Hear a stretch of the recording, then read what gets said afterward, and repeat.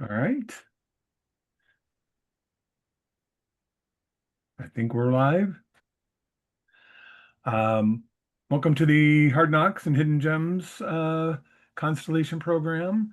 Um, I am Will McDermott. I'm the chair of the game writing committee at SFWA. I've been in the game industry since 1997. Worked for board games and role-playing games and video games, card games, written game fiction as well. Um, Been a member of SIFWA since 2002, I think, when I had my first game fiction novel published through Wizards of the Coast. With me today are John Ryan, Madeleine Holly-Rosing, and Ari Rubin.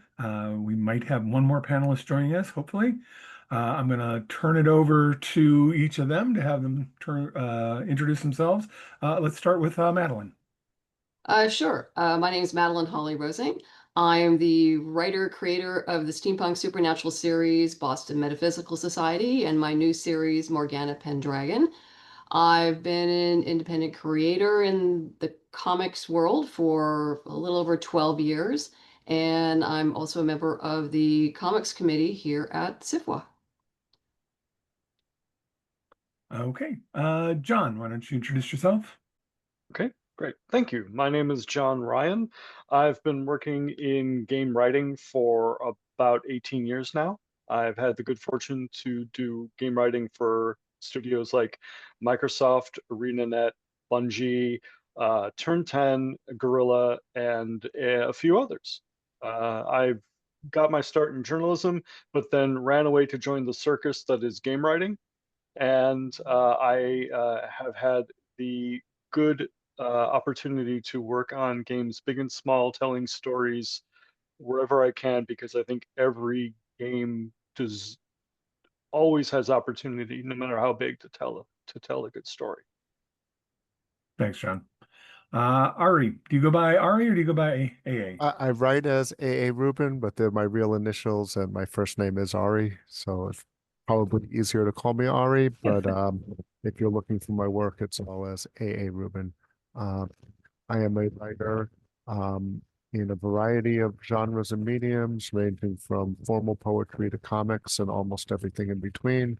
I've had prose, prose fiction published as well as comics. I'm also a member of the comics committee along with Madeline. And most recently, I've had work in Ahoy Comics and Dren Productions and Wayward Waver Media. Um, and yeah, I've been writing comics for a while now, ever since I had a story I was trying to write in prose about 10 years ago, and it just wasn't working. And the reason it wasn't working was because it was a sequential story. It was a comic story, although I didn't know it yet. And I've also worked as an educator for a comic book school for the last 6 or 7 years as well. Thank you. Sounds great. This is, like I said, Hard Knocks and Hidden Gems. We're going to try to impart some wisdom from our years of experience. And even though it's Hard Knocks first, I want to start with Hidden Gems. I want to kind of start off on a positive note. So I want to ask each of you, what's your favorite part of working in the comics or games industry? Let's start with Ari. So I always say, because I write in a variety of different mediums, that I see comics, I would say writing in general a lot as an extension of like the creative play that we did as children, right? So if I'm writing a prose story, then that's me playing with my own voice, right? If I'm playing by myself.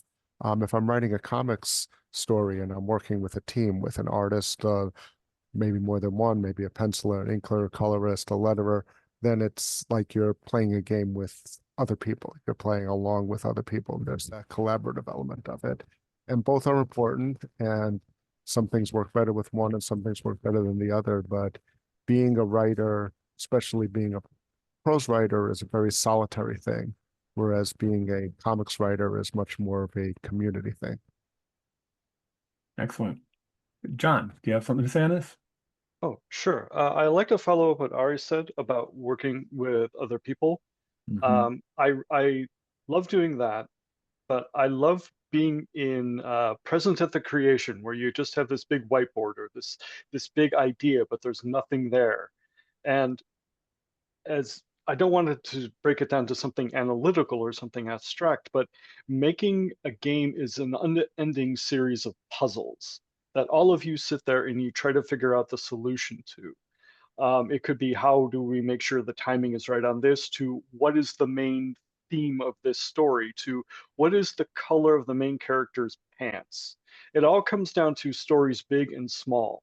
And you all work together to figure out what those are. And I enjoy the idea of the challenge of every day finding a new puzzle to fix, whether it be how to make this sentence stronger, whether how to make this character or this story moment more interesting, to how do we tell stories without words but still get the point across. It's an unending engine of creativity. And when you have the right people together in the room, all working together, it's unlike anything else. Nice, nice. Madeline. Yeah, I agree with Ari. One of the many joys of writing comics is the collaborative nature of it, working with your artist and your colorist. And I learn a lot from working with these people, and they've made me a better writer by working with them because of what, they come at the material in a different way. And so I get to look at my words in a different way and how it affects the work of the artist and the colorist and the letterer. And I will have to say I'd bring in the entire independent creator community into that as well, because yes, it's being a writer is very solitary, but you do have community out there, and you just have to reach out and they are there. So that's the fun part. Yeah, yeah, yeah. I agree with all of you on this. For me, the one thing I've noticed, especially in the games industry, especially in board games and card games, but also video games, is that the people you're working with, they're Mm. there because they love games. They're there because they are passionate about making something amazing, and working with other people who have a passion for the thing that you're working on is just, it's a personal high. It is just so much fun. And to what John was saying about that moment of creation, the whiteboard, I had one of my fondest memories working in board games early on in my kind of board game career, which is like the last 7 years or so. I was working at a board game design studio. They published under the name Prospero Hall. They're no longer around because of reasons. But I was in the meeting when the game Horrified was being thought up. And I can tell you I can tell you exactly that none of the ideas I presented that day made it into the game. And I didn't have anything to do with it afterwards. But that meeting had such energy. You knew that that game was going to be amazing. It was a lot of fun. Is any other hidden gems that anyone wants to hit on right now? We can come back to this later. If not, Um, I oh, mean, sorry. oh, I'm sorry, John. go ahead. Uh, No, Metal. Yeah. it's kind of an offshoot of the comic. I also I wrote and produced an audio drama based on the graphic novel series, and it was an entirely separate story from all of the written material. We did that during COVID, so it was a full cast, special effects, everything. So it's like your old time radio play. But what I'm getting at is how our work affects people, and we don't usually know unless they tell us. And that was one of the few times where a backer, because I crowdfund everything, reached out to me and told me the story. He has an autistic teenage son, and they were just going back to school. He was really having a hard time with him, and getting him in the car, it was just a real struggle. And so he said, "Hey, I got this new thing you can listen to. It's a story you can listen to." So that got him in the car, and they started listening to the audio drama together. And then which got his son into the comics, which got father and son talking to each other. Nice. And it changed the dynamics of the relationship. And I was amazed, because you don't normally hear these kinds of things. And so I said, do I have permission to tell people this, particularly my cast? And their response was like, oh, I'm not crying, I'm not crying. But I think one of the hidden gems that people really need to remember is your work does affect other people. You will probably never know it, but it does. Nice.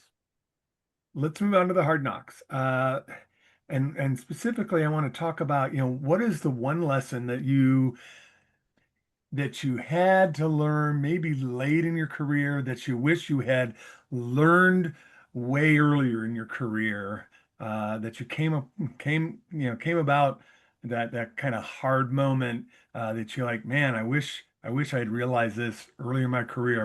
I would have done things differently. Let's start with John. I would say the thing that if I could go back and tell myself as a junior writer or a junior dev, would be preparation is the key. Um, Figure out everything you need to know. Ask as many questions as possible. Like, do all of your homework. If you're working on a game that's heavy on lore, do all the research you can. Try to understand the character voices as much as you can before you start writing word one. The more preparation you do, the more thinking about it you do, the more people you talk to, say in different departments, to learn about how all the pieces fit, that will benefit you immensely. One thing I learned from Microsoft is, if you don't have to know the other disciplines like programming or concept art or anything like that, but if you can understand how they do their job and how to speak their language, you will go much, much further, and they will see that you respect their labor, and that is immense social capital. Fantastic. Thank you. Ari. I would say one thing that I wish I would have done earlier is in comics, I'd say if I'm working with someone, because you are working with a team, is to always start with something small, even if it's not going to get published or anything. If you were to work on a 4-page story, even a 1-page story, don't try, you meet an artist, you want to work with them, don't start working on your, you know, graphic novel, epic 12 series. I mean, even longer. First thing I started working on, because that was the story that I was talking about before, was a 144-page graphic novel. And um, it's, if you don't, you need to know whether these are people who you fit with, and on both ways, whether they fit with you, whether you fit with them, that you have a good working relationship with, that these are people you can trust and who can trust you before you commit to that level of time and expense, or you're going to have to redo things over and over again. Whereas if you do, say, a 4-page thing with an artist, it's not that much of a commitment. If it doesn't work, if you never get the pages, if there's other problems, things like that, it's easier to move on and do the next thing. And then after you already worked with them. I have a number of artists who I've worked with a number of times and who I really like working with. But most of the time you start with that small project and then go to the big project, rather than trying to jump into the longer project that's the longer commitment before you know whether you have a good fit with the rest of your team or not. That's good advice. Madeline. I was basically going to say the same thing. I mean, I did everything backwards.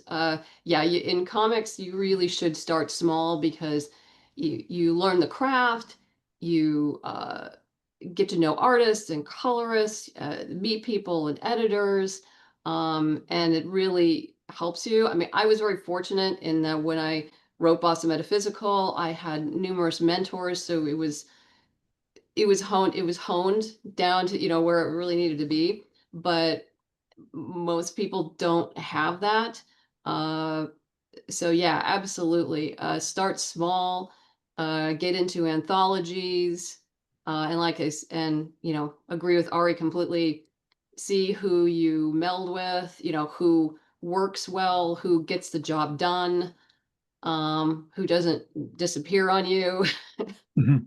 uh, and and also if you jive, I was hired to write a story for Lady Mechanica, and before that even started, um, we sat down over Zoom and we just talked, Marcia Chen and Joe Benitez, uh, and discovered we cared about the same thing, and that was what's really important, that the themes of our writing, we were all on the same page, and that's something you need to figure out as you're hiring artists and colorists and whoever you collaborate with. Excellent. Uh, I'm going to bare my soul a little bit. Probably the hardest lesson I learned, uh, and it took a while to sink in, even after it all happened, was don't let your career get in the way of enjoying the work that you're doing. There was a time in my career when I felt like I needed to be moving in a direction, and I wasn't moving in that direction. And it not only affected my work, it affected my mood, it affected everybody around me, to the point where the people I was working with didn't want me around anymore. So much of it, in hindsight, I can tell was on me, even though at the time I was projecting it on everyone else. And it was a matter of I got so caught up in the trajectory of a career path that I didn't realize, man, I'm doing the work I want to do. And it really wasn't until much, much, much later that I'm like, I like being a creator. And a career path in games, especially, is being a creator, especially if you start out as a creator, is being a creator and then moving into management and not doing creation anymore. Hmm. And that's less fun. Your career might be going up, but your fun is going down. But yeah, I would say, focus on enjoying what you're doing. Like I said earlier, um, these are people who are passionate, about the work they're doing, and you want to work with passionate people. So be a passionate person. Um, If I can yeah, go say ahead, John. something to that, there is kind of a something we don't talk about in video game space a lot. That feeling like unless you're in a AAA studio, you don't matter. Hmm. And I think that's a very toxic line of thinking because there's so much talent everywhere to just say only these AAA games are the ones that matter and they're the only ones doing creative work is denying a lot of really interesting things that are happening with smaller budgets and at indie studios. Yeah, And to just say this is when I am allowed to be happy is going to kill you inside your soul and kill you inside whatever your creative dynamo heart is. So, yeah. yeah, yeah. Building on what Madeline was saying, I want to jump down my list of questions here a little bit, and let's talk about finding your community. How do you find your community? And as I already said, starting small in projects to make sure the people you're working with are the right people. But what are some other tips for finding that community of like-minded people who are passionate about what they're doing, and so you can get all everybody on the same page and create something really amazing. Does anybody want to jump in? I certainly can. I mean, there's a variety of ways you can do this. I mean, number one, social media, just joining groups, being proactive, uh, saying nice things. That never hurts. Um, Sharing things of what you're working on, reaching out to people, also, going to Comic Cons, walking down up, Artist Alley, introducing to yourself, chatting with people, though not too long because people are there to sell stuff, 5 minutes and then you need to move on, unless you're buying something from them. Uh, But yeah, you just have to put yourself out there either through cons or social media. Okay. Ari or John, have anything to add? Yeah, I would add about the Comic-Con piece is that you need to value that aspect of it as much as the selling aspect of it. Um, so what I mean is like there were a couple of years that I tabled at New York Comic Con and tried to sell things and I hated it because I was tied to the table. And I'll Mhm. table at smaller shows and sell, but at a show like that, I did a lot better when I was networking, where there's actual professional programming, where there's editors or where there used to be more, but even last year there were a few editors at booths that you could go around and, introduce yourself, shake hands, that type of thing, walk around Artist Alley, meet, see that many more artists who you may, find people you might want to work with, exchange business cards, go to the networking events, find out when all the better, you know, and yeah, it's not, you're not making money at that show, right? Because you're paying for the ticket and you don't have a table and you're not doing that, but you're the value that you get out of networking, out of moving around, out of taking advantage of the programming, out of that kind of thing, can be, just as valuable to your career. And obviously, it's different depending on what show it is. And there's certain shows where you want to do one or the other.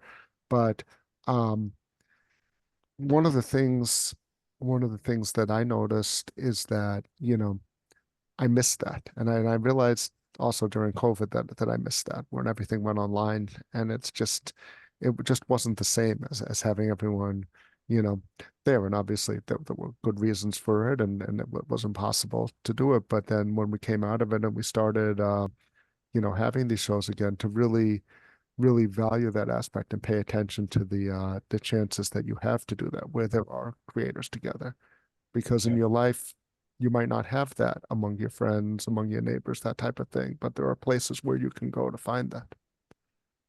excellent. John, you have anything to add? Well, I would be coming at this from a non-comics point of view, and I think it's the idea of I think COVID rewired a lot of our brains as far as networking and getting together. And usually, game developers come out of our caves and go to game shows and other meetups like that. And that's when we, put on our cleanest clothes and go hang out with each other. And I would recommend that you don't hermit yourself because it's so easy to be atomized and to be online. I think the one thing that could really help um, for game writers, and this is something that I've had to learn, was um, find people who are interested in the craft, but also just interested in games, and to build a community like that without the tension of being transactional because I think there's a lot of things about networking and there's a lot of ideas of am I doing it right? Am I making the right connections? Am I doing it right? Am I doing it wrong? Um, I'm a bit nervous when I go to cons, but what I like to do is try just to find people and just try to click with what interests I have. Like when I'm not making the games that I make, I really like low poly um, horror games. So I try to look for games like that, and I try to talk to other creators, and somebody knows somebody else, somebody else, somebody else, and you build out your world that way. Coming out of COVID, I felt like I was in a cave or in a spaceship, and now I feel like I'm finally back to building a network of people I can come talk to again. Yeah, the one thing I would add, uh, most of the best gigs I've ever gotten have come through networking with people who I had worked with in some capacity before. And so the one thing I would add is be good to the people you're working with.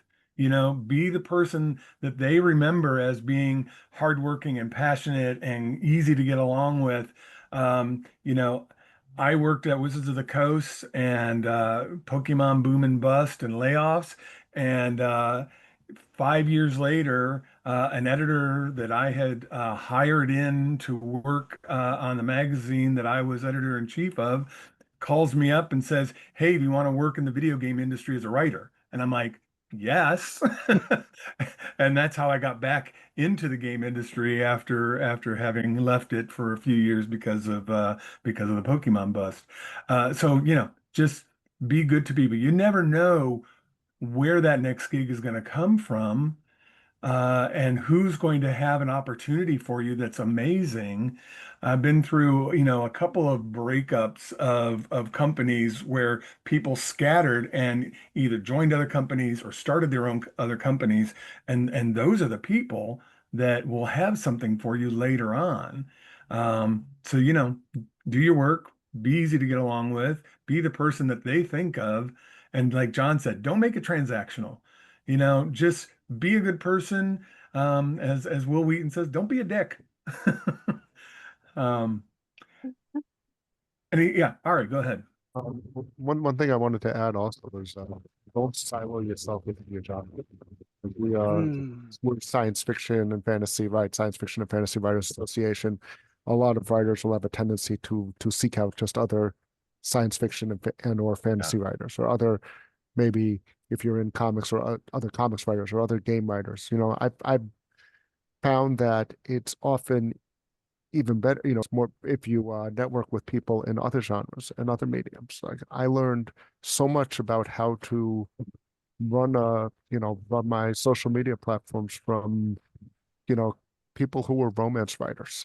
And I've never written romance in my life. It's just not one of the few genres I've never written, but they are really good at doing, certain things, and really, really, and and it doesn't matter what genre they're writing in, they're writers and they're creators, and they're ultimately doing a similar thing to what you're doing. And you Yeah. to be, support their stuff and support you, and you learn from each other, and that kind of cross pollination can really help you, as opposed to like, oh yeah, I'm only writing, you know comics and horror comics and this, and I'm only going to find the other people who also are reading the exact same books I am and writing the same types of books.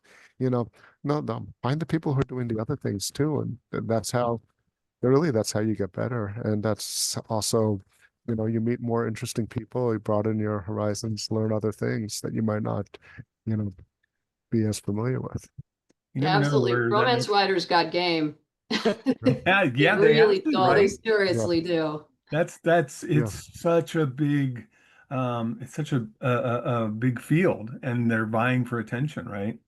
yeah. And yeah, you never know where that next lesson's going to come Yeah. from. I think that's great advice. Romance writers, mystery writers, literary fiction. It doesn't matter, right? I mean, Yeah, whatever it is.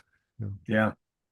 yeah. We've touched on this a couple of times now, but let's talk a little bit about remote work and the loneliness. I mean, fiction writers know this. I've spent years as a fiction writer too, and when I was going to conventions back in the early 2000s, when I was trying to become a fiction writer as a career, I always equated it to, coming, I was a mountain man coming out of the mountains to just go buy some food and talk to people, right? So let's talk about how remote work has affected your careers and your work. Uh, who would like to start? I guess I can All chime right, in. jump in. It, I mean, I've been writing, I started out as screenwriting, before I moved into comics. And I, to me, I mean, I'm an introvert, so I'm like, I'm happy in my cave. Uh, but uh, yeah, you have to make sure you get out amongst them. Um, and however you do that, whether you're going to the gym or Pilates or taking an art class or some other way to stimulate your brain, I mean, that's really important. I think it's you have to balance, being in the cave with going out and working your brain in different ways. And however you choose to do that is entirely up to you. Uh, but yeah, to me, I guess I've always been doing that because I used to be a fitness instructor. I'm, gym rat. So I've always had that other thing. And so you just have to make sure you have that other thing. Hmm. Hmm. John or Ari, have anything to add? in terms of working remotely, I mean, we all had to learn how to do it, right? Yeah. And Yeah, now we have all these skills that we don't use. I mean, we're on a virtual panel now, right? Would that have happened, um, you know, in 2014 or whatever? I don't know. We No. wouldn't have had a virtual panel, right? But yeah, this is things that we all do now. I mean, I don't, and I'm working with my current comics project. I'm working with a writer from Colombia, and Brazilian. I mean, sorry, an artist from Colombia, and another project, an artist from Brazil, and like, these types of things didn't happen before. And I'm an introvert too. A lot of us are. Yeah. In fact, whenever I'm at a big convention, I always take a night, usually early in the convention, before all the things that you have to go to happen, where I just go out alone, find a bar that's a mile and a half away that no one's going to walk to or something, and just go there and have my introvert time because I need that. Yeah. But um, you know, but we all had to learn how to do this, and then like a lot of times we don't, if we because we don't have to anymore. But we have all these skills that we developed over the last few years in terms of working remote and the ability to work with people across the country and in different parts of the world and things that we might not have had before. And that's an advantage in a collaborative medium like the kinds that we're talking about today. Right. Right. John, anything? Well, I just got to second what Ari said. It's when I do go to conventions too, there's at some point I have to tap out and I just need to go to a space away from everyone else and say, it's good you're all here, but I need to be away from you all. So I think it's um I, coming out of COVID, I think kind of broke everybody a little bit, but I think on a bigger scale broke the game industry because that was a time where everything was more diffuse and games like even big AAA games were put together remotely. And then after COVID subsided, um, there's been sort of this grand pulling back to where they want everybody on site. And with a bunch of studios closing, remote work has really sort of dried up. So ironically, the remote work that I'm doing now are for clients overseas. Yeah. And so you're dealing with a language barrier and you're dealing with a distance barrier. So this is where preparation has really like helped to the best of the ability to figure out how do I talk to these people? What language do they like? What is the best way to communicate with them? When is the best time to talk with them? And so for me, it's been I'm stuck in a spaceship. But I have all the technology available at my hands to communicate with everybody whom I need. Unfortunately, it does cut off the sort of in the room magic that happens, Yeah. but we've all had to figure out how to generate that magic remotely and how to get people interested. And I think that comes down to a whole new level of asymmetrical communication where you have to get a, get across your idea that crosses language barriers so you don't say something that might be considered rude or might be considered cross. It's trying to put things as bluntly yet um, informationally as possible so you can keep that dialogue going. um, I've worked with a couple of studios that have relocated countries for geopolitical reasons, and so you're dealing with a lot of different cultural type issues as well. So sitting down ahead of time and talking with them and just trying to get to know them and get them to trust you is a whole new layer that I've had to learn. For me, and I've been in a couple of writing rooms, and it's one of the best things there is because there is that collaboration. There is that I love being able to sit at my desk and I'm working on some piece of text for some quest, and I get stuck on something, a word or a plot point or something, and just being able to turn around in my chair and say, "Hey, I need this word. Who's got this word for me? And the collaboration there. And I think that's one of the things I really miss about the remote work. But I mean, and I've been a writer, I've been a game writer, and so I'm used to sitting at my desk in my house and just plugging away. I mean, this past week I'm working on a new game, and I was just, 6 hours a day staring at my screen, writing in Excel, which is can be mind-numbing, but it's also a little freeing, and we can talk about that another time. But at the end of the day, my brain was fuzzy, my eyes hurt, and I hadn't interacted with anybody. And the days when I'm working from home on a game that I enjoy the most are when I have those brainstorming sessions with the rest of the team in Zoom, and I feel completely energized afterwards. And so you need that. You got to sit down and you got to plug away and you got to get the work done, yes, but you need that re-energizing moment of interacting with other people. And again, it comes back for me to the passion for the project. Um, I think this is a really good moment to move on to group dynamics, which we talked about when we were planning this. And I know Madeline has already talked today about working on anthologies. But what are some of the lessons we've learned or the hidden gems we've learned about working in a group? Um, and I think we've touched on this a little bit, so maybe we don't need to do too much here. But does anyone have anything they want to add about group dynamics, working in anthologies, that kind of thing? If I can go first and talk a Sure, bit Jim. from a game angle, I think working in a group uh, works.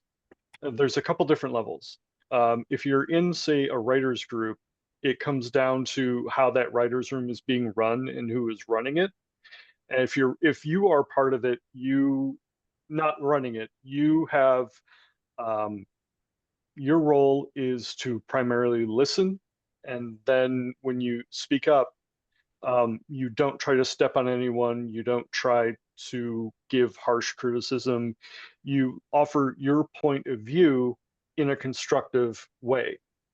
And and if you're running the room, you make sure everybody gets a chance to speak. No one's trampling over anybody else, and everything is by the end of the writing room session, the problem that you have brought up at the beginning is solved, or at least you have forward momentum, and that gives a sense of progress.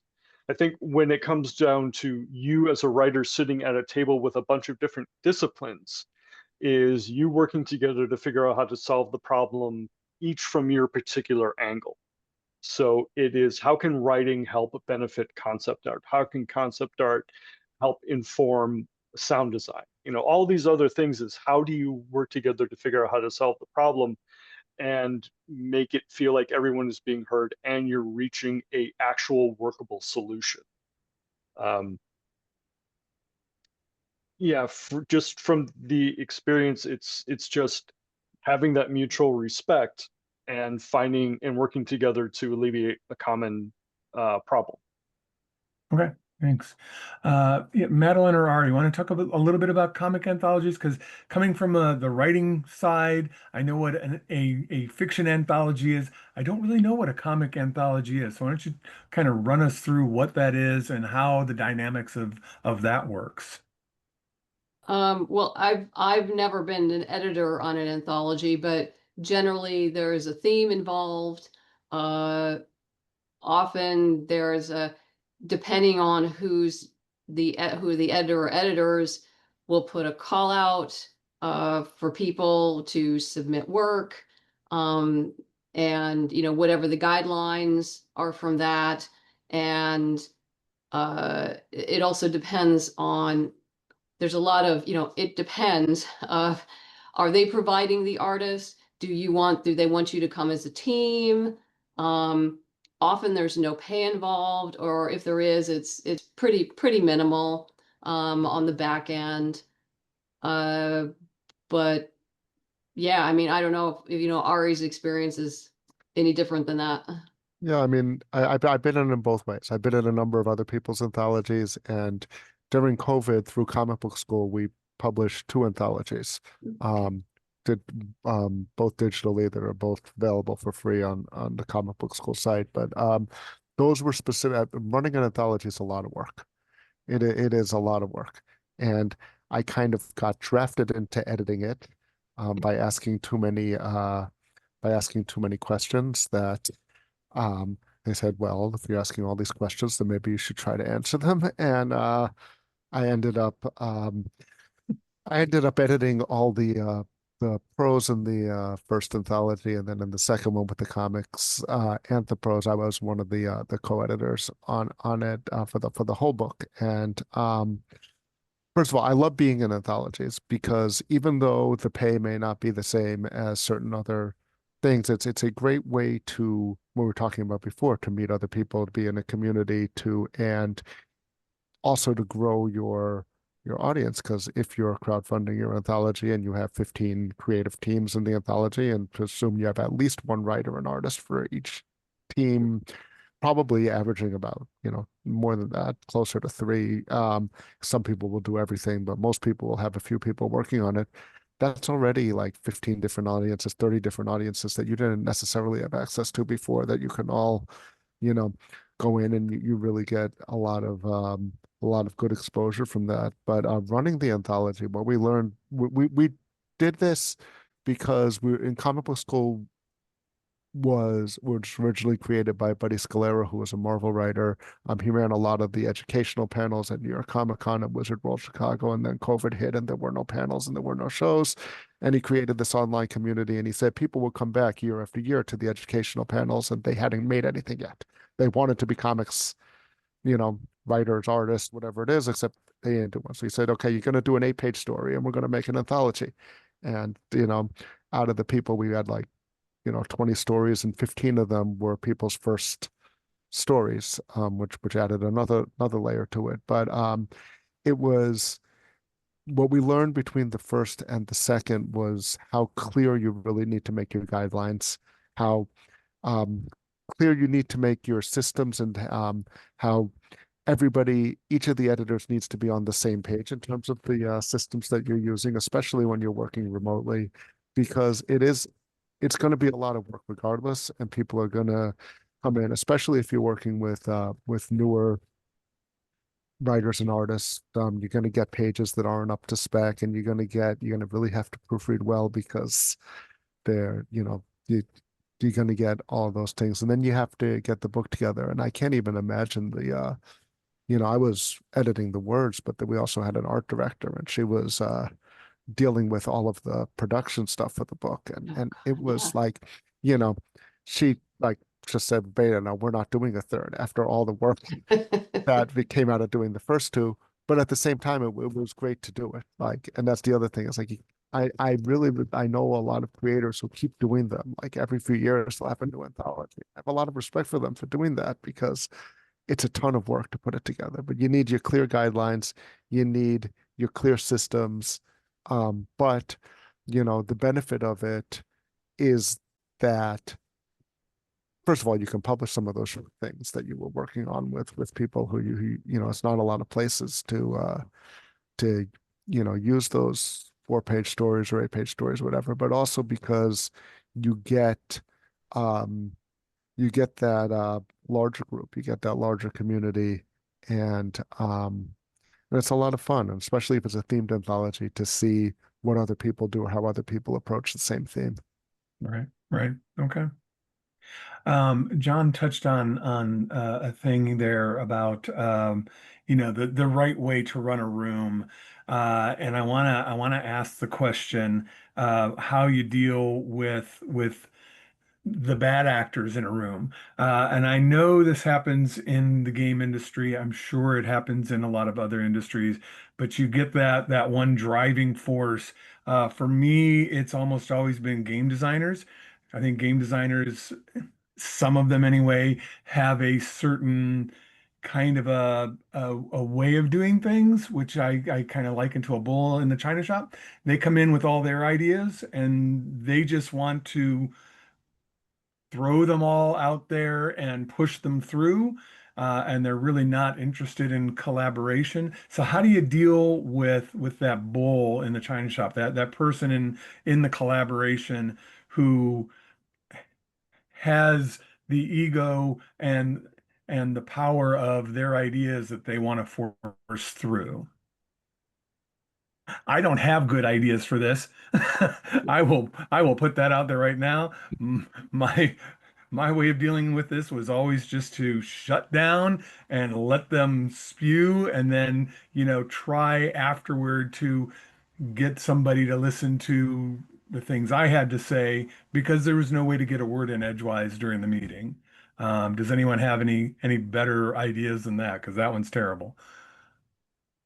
Well, I think what might be fastest is if you had a tranquilizer dart and a blowgun.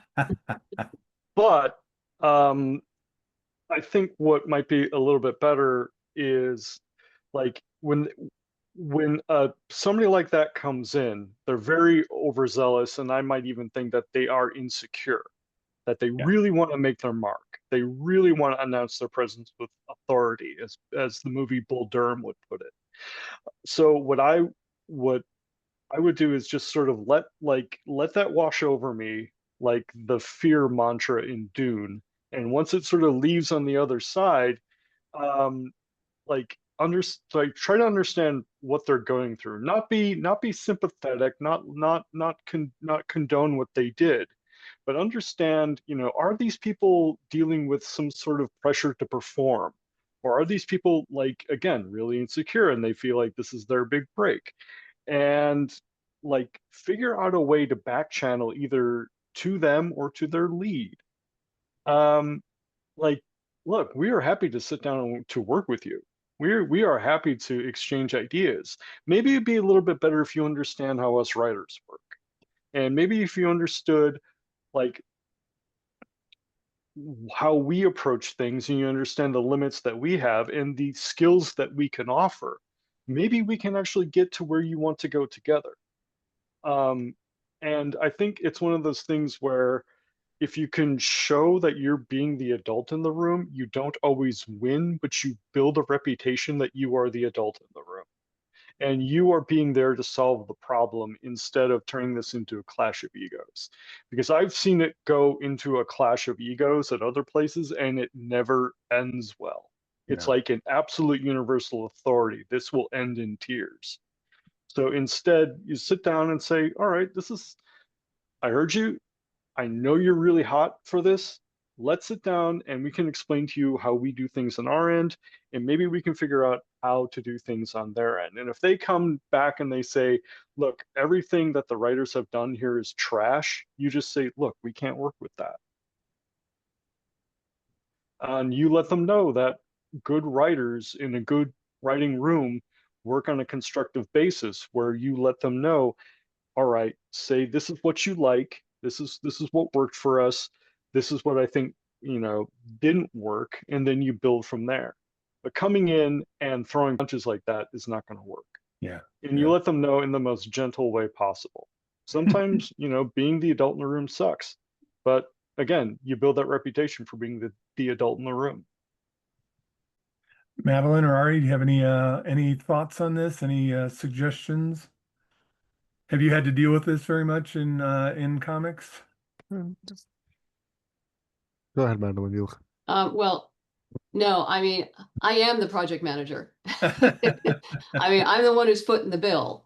So ultimately, what I decide goes. That doesn't mean that I won't listen to my artist and my colorist and their suggestions. And I have had artists, I've sent them scripts, they've blown up the paneling, and they say like, well, what do you think? And I look at it and I said, that's freaking awesome. We're gonna do that. And because that's why I hire them, for their artistic ability. And I just make sure the communication lines are open. When they get hired, I immediately say, hey, if you're sick, if there's an issue, you need to talk to, you need a delay, just let me know. We'll work it out. I did have the unfortunate experience of having to fire an artist a while back. She just ended up ghosting me. I'm not sure what happened. It was very unfortunate. It's not something I wanted to do, but it was a business decision. I had to move on. I had to get this, volume done. And, you don't get dramatic about it. But once again, this was crowdfunded. And so when I finally let the backers know, I was very clear that yes, it's unfortunate I had to fire her. That was a problem, but I have the solution. I've already hired this woman. We're starting at this date. It will get done. And you just make sure there's no drama. As John says, you just be the adult in the room. There's no name calling, there's no blaming. It just sometimes these things happen, unfortunately. Yeah. Yeah, and I think that a lot of it depends on what your role is in a comics project, because Yeah. the comics project will not often have a writer's room. It'll usually have a single writer and an artist and, an inker and a letterer and that type of thing. Did I hire you to draw the comic? Are we splitting it? Like, are we collaborating on this 50-50, or are you an editor who hired me to write? In which case, your word is, I might not like it, but if you're paying me a page rate to write your story, then you have to, it's like a boss in any other thing. And I think a lot of it depends on what your role is in the project. So like Absolutely. Madeline saying that she's most of the time being the writer, and that's common in independent comics, especially. Being the writer, being the person who's project managing and who's running the whole thing. But it may not be. Like, you have work for hire situations as well, and if you're writing for someone, then you have to recognize that you are doing that as well, and understand what your role is, what everyone's expertise is.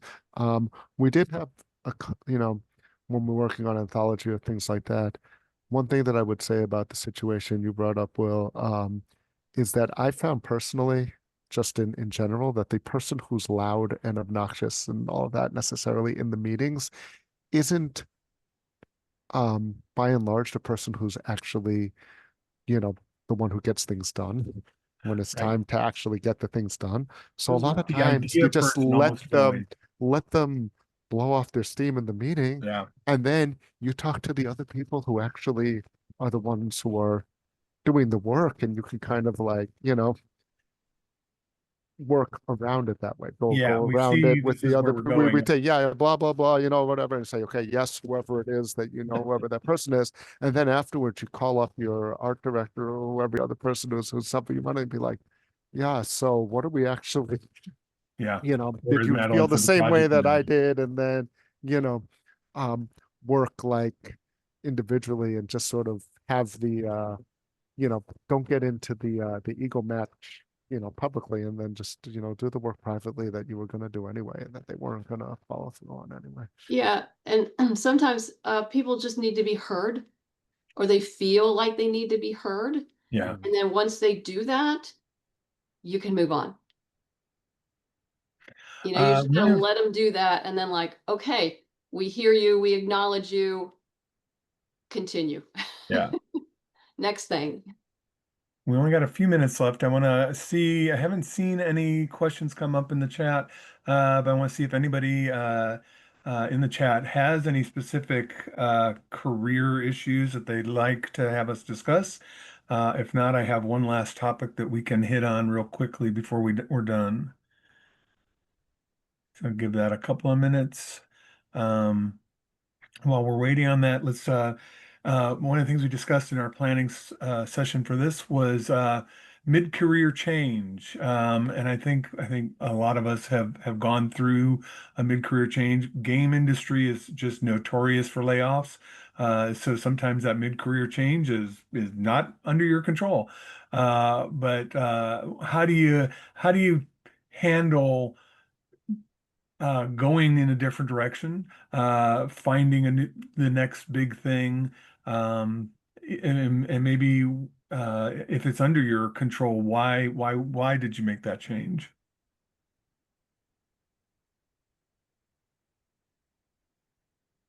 And I can start if no one has anything. For me, I've been through a number of layoffs.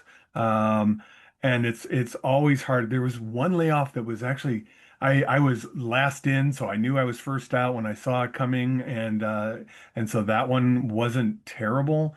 Uh, but it's always hard. Layoffs are always hard. And you have to realize you have to give yourself time to grieve. I think is probably the first thing that I'll say. You have to give yourself time to grieve because it is a loss, especially when it's something that wasn't under your control. But then you have to put yourself back out there. You got to start networking again. You got to find that passion again, and look forward and not backward. And those are all very trite, but I think honestly, it's just the best way to go about it. Um, Anybody else want to have anything they want to say about mid-career change? Yeah. Go ahead, John. I'm funnily enough, I came into the industry as a mid-career change. So this is a little bit, excuse me, it's a bit of an odd duck for me. But to build on what you said, Will, about being laid off, is you do take time to mourn, you do take time to look after yourself.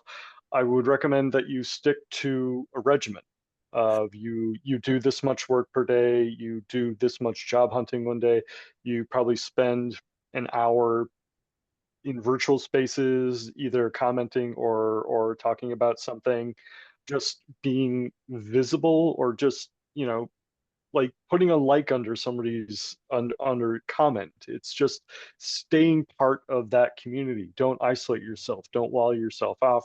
But it's also the time of, like, still keep making things. Like, don't wait for a studio to give you permission to be creative, because otherwise you might never get anything done. I think that the one thing to remember is even when you're changing careers, and I've changed careers a number of times. Like many writers, I wasn't able to write full time when I first started out. I started out as a journalist, and then I was a high school teacher, and then I took a childcare leave, and now I'm writing full time. And I said that each one of those things brings you different skills that you could use in your next thing, right? Mm, So that having been a high school teacher, it helped me when I was working with comic book school, which is one of the ways that I met a lot of the people who I ended up working with, because I already had that education piece from a various things. When I was an English teacher, being a journalist before, I knew about writing in a practical way that people who just went straight into education maybe didn't know. Whereas a writer in any medium, having been an English teacher, I understand story structure and literary devices and things like that in a different way than if I was just coming out of it as a writer. So even when you're changing careers and doing something else, there's always something from the previous careers that you could bring to the next one. And you become that expert in it as well. So like among a lot of my friends who are prose writers, they know me as the comics guy, even though it's not the only thing I write. I write both, but they will see the thing. Like if you're writing in games and you're also saying you also write prose or whatever, then you could bring that. You know, they don't necessarily need to be siloed, and it's the same thing when you're changing from one to another. You learn things from one that you can bring to the other, and people often forget. They often want to leave the past behind, but there are always things that you could bring with you to the next thing. Yeah, Ari's completely right. My brother always fondly says that, I bring a lot of skill sets to the table. I used to be a marketing director, and then I was a, fitness instructor, and you all of those skills require, you learn about marketing, you learn about public speaking, doing things, getting organized, and you bring all of that with you, which is great, and you should. It makes you more effective as a writer, even, selling your stuff, selling yourself. All of these life experiences are important. okay. I think we're just about done. I want to thank you all for being here and talking. Why don't we real quick, like 10 seconds, everyone, tell me what you're working on. John.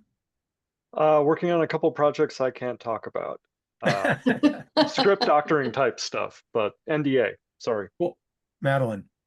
I just finished the draft of Morgana #3, which will go to my artist next month, and Morgana #2 will be on Kickstarter in February. All right. I'm currently querying a prose novel right now, trying to find an agent for it, and I'm working on 2 graphic novel projects as well. One is a sort of a YA vampire mystery thing, and the other one is it's like an old kung fu movie type of comic book, so not really a sci-fi thing, but we actually created. I worked with my own martial arts instructor. Between us, we have 80 years of martial arts experience, and we Great. created new styles for this book, photo All right. reference and everything. Very, So very cool. I'm working on 2 big role-playing board games. One is called Threshold, which has been announced from Open Owl Studios. They just had a very successful crowdfunding. And the other one is, as John's, something I can't talk about yet. And both of those probably won't be out for, another year and a half. But it's a lot of fun. I'm getting to write a lot of story for board games, which is a blast. Well, thank you all. I think this is a good session. Hopefully, people will watch it on recording later on. I think